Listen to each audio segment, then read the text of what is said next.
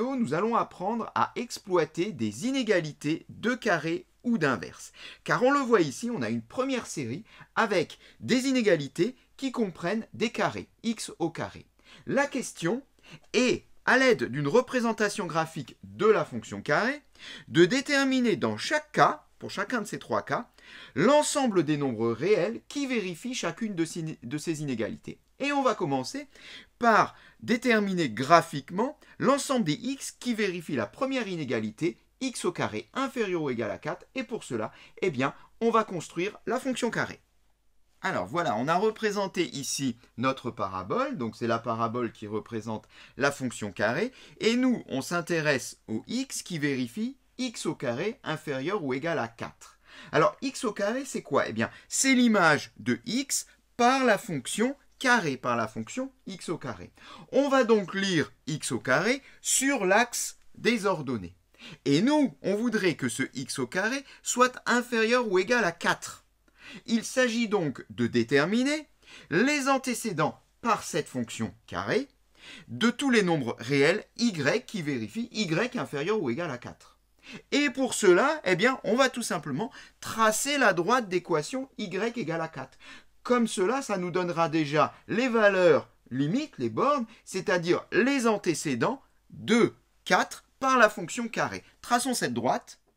Voilà qui est fait, on a notre droite d'équation y égale à 4, et du coup, on va pouvoir lire graphiquement les antécédents de 4 par la fonction carré. Pour cela, il suffit de se projeter sur l'axe des abscisses, et on voit qu'on obtient deux antécédents qui sont moins 2 et 2.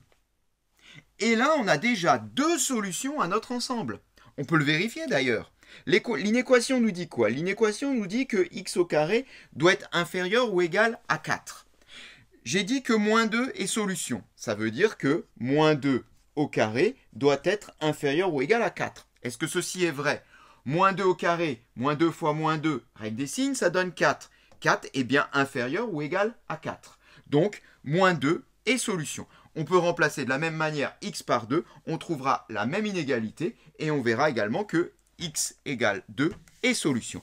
Mais bon, c'est déjà bien d'avoir deux solutions, mais nous on voudrait l'ensemble des solutions. Il y en a plein d'autres, on s'en doute bien. Et pour cela, on va à nouveau utiliser notre droite y égale 4. Car quand on se situe sur des points de la courbe qui se trouvent en dessous de la droite y égale à 4, on voit qu'à chaque fois, on tombe ici sur une ordonnée nécessairement qui est inférieure ou égale à 4.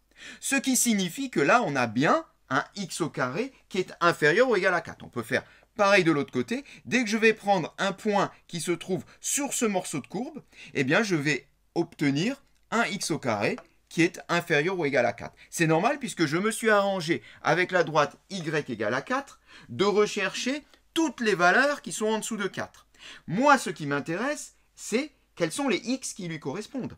Eh bien, pour cela, il suffit de lire sur l'axe des abscisses. Et on remarque que lorsqu'on est sur ce morceau de courbe, celui qui se trouve en dessous de la droite y égale à 4, eh bien, on se trouve avec des valeurs de x comprises entre moins 2 et 2.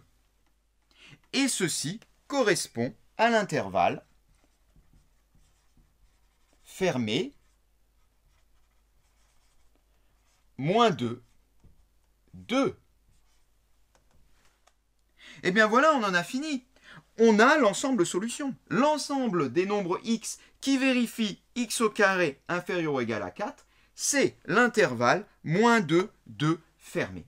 On peut donc passer à la question suivante et on va voir que ça va aller assez vite puisque maintenant on nous demande l'ensemble des x vérifiant x au carré strictement inférieur à 4.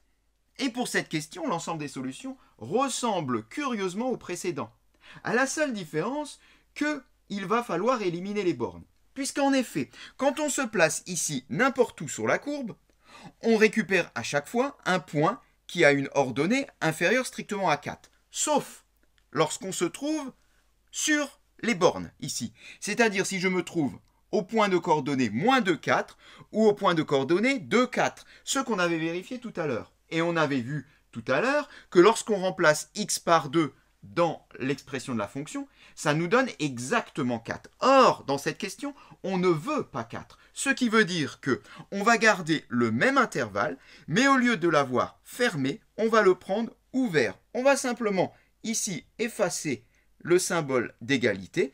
On veut que x soit strictement supérieur à moins 2 et strictement plus petit que 2. Et on va retourner ici les bornes de l'intervalle.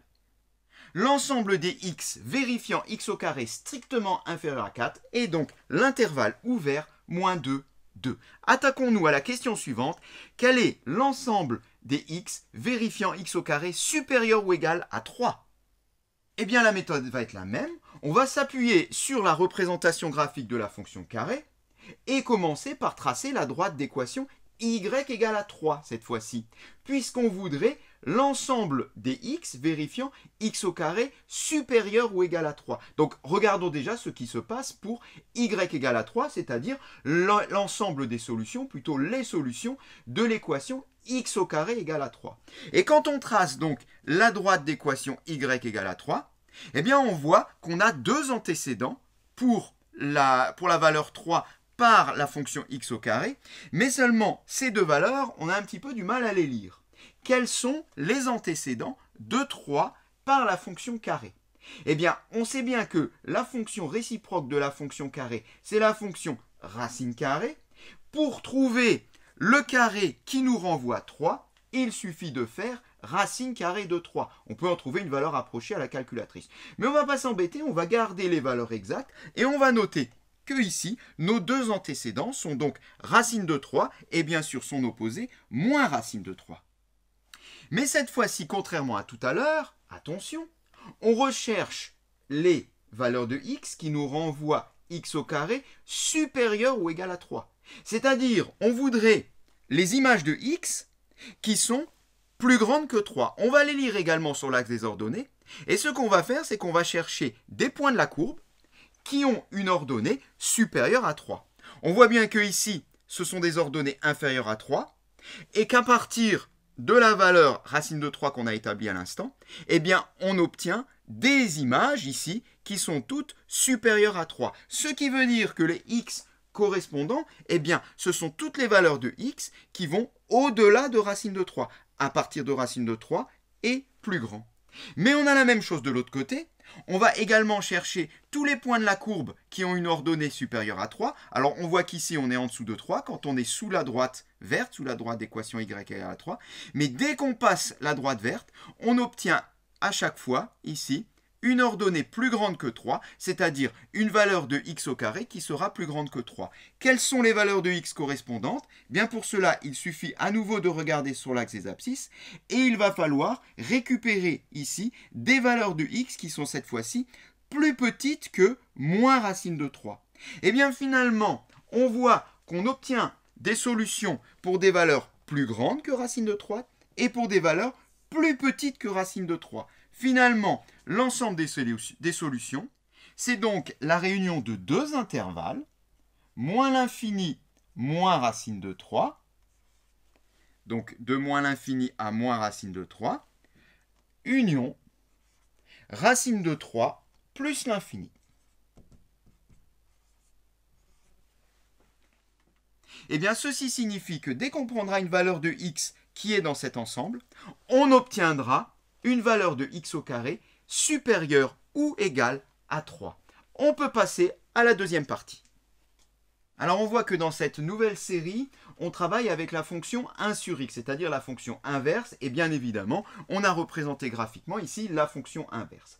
Dans la première question, on voudrait trouver l'ensemble des x qui vérifient 1 sur x inférieur ou égal à 3. Eh bien on va faire comme tout à l'heure, on va commencer déjà par tracer la droite d'équation y égale à 3. Et on voudrait donc trouver tous les x qui vérifient 1 sur x inférieur ou égal à 3. C'est-à-dire, on va chercher, comme on l'a fait tout à l'heure avec la fonction carré, tous les points de la courbe qui ont une ordonnée inférieure ou égale à 3. Et on en trouve déjà ici un petit morceau. On se trouve donc sous la droite d'équation y égale à 3. Tous les points de ce morceau de courbe ont une ordonnée inférieure ou égale à 3. Donc cet ensemble-là va déjà nous renvoyer des valeurs de x qui sont solutions. Mais il démarre où cet ensemble? Eh bien pour cela, il suffit de regarder ici sur l'axe des abscisses et rechercher un antécédent de 3. Eh bien un antécédent de 3, il n'y en a qu'un seul d'ailleurs, c'est un tiers. Alors pourquoi c'est un tiers? Car, on le rappelle, en cherchant un antécédent de 3, on va chercher un x qui vérifie 1 sur x égale à 3. Autrement dit, on cherche l'inverse de 3. Et l'inverse de 3, c'est bien 1 sur 3. Ce qui veut dire qu'on a déjà déterminé une première partie de l'ensemble solution. C'est l'intervalle 1 tiers, donc on démarre à 1 tiers.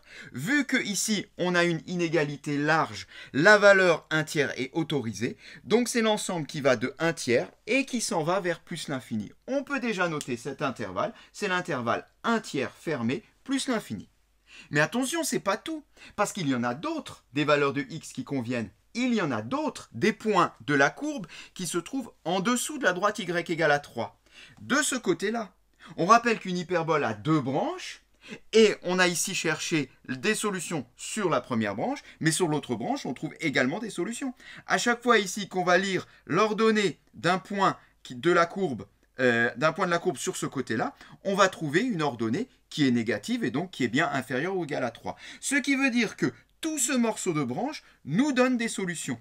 Et qu'est-ce que c'est que ce morceau de branche? Il correspond à toutes les valeurs de x qui vont de moins l'infini à 0. Attention, 0 exclu, puisqu'on rappelle que la fonction inverse n'est pas définie en 0, on ne peut pas diviser par 0.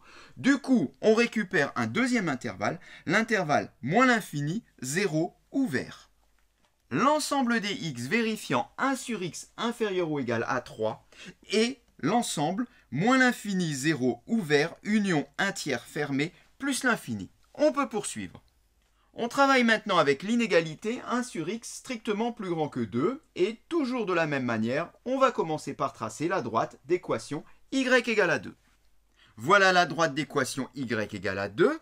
On va chercher un antécédent de 2. Là encore, il n'y en a qu'un seul. C'est ce nombre-là. Eh bien, un antécédent de 2, c'est 1 demi. Là encore, très facile à prouver.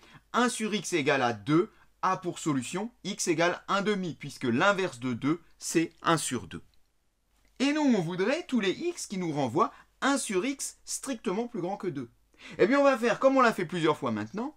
On va chercher des morceaux de courbe, c'est-à-dire des points sur la courbe, sur notre hyperbole, donc sur la représentation graphique de la fonction inverse, qui ont une ordonnée strictement supérieure à 2. Eh bien, il suffit de regarder au-dessus de la droite y égale à 2. On voit qu'on a simplement un petit morceau de courbe, qui est celui-ci. Et sur ce morceau de courbe, tous les points nous renvoient une ordonnée strictement plus grande que 2. La limite étant 2, la limite en sera x égale 1 demi. Eh bien, quels sont les x qui nous renvoient des images strictement plus grandes que 2? Ce sont tous les x comprises entre l'intervalle 0, 1 demi. Alors, 1 demi exclu, on vient de le dire puisqu'on veut que ça soit strictement plus grand que 2. 0 exclu, tout simplement parce que la fonction inverse n'est pas définie en 0, on l'a déjà dit. L'ensemble cherché est donc l'intervalle ouvert 0, 1 demi. On peut passer à la dernière question. Eh bien, cette dernière question est un peu particulière parce qu'on a l'impression qu'on a ici du 2 en 1.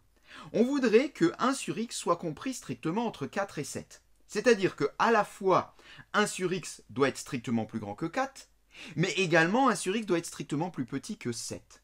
Eh bien, on va tout simplement faire un mix de ce qu'on a vu jusque-là, et comme on a là 2 bornes, eh bien on va être amené à tracer 2 droites. La droite d'équation y égale à 4, la droite d'équation y égale à 7, et on va s'appuyer sur ces 2 droites pour trouver l'ensemble solution.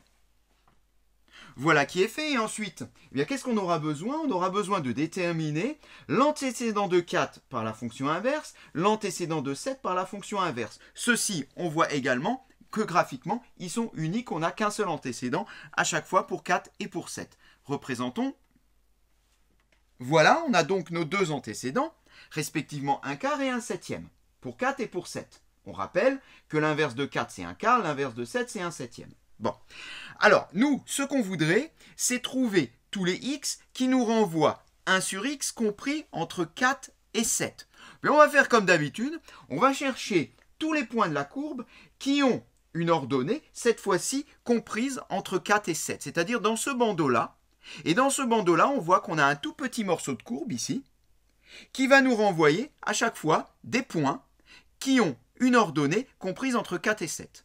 Eh bien, ce petit morceau de courbe, quand on regarde sur l'axe des abscisses, on voit que cela correspond en réalité à toutes les valeurs de x comprises entre 1/7 et 1/4. Eh bien voilà, on l'a notre intervalle. C'est l'intervalle 1/7, 1/4.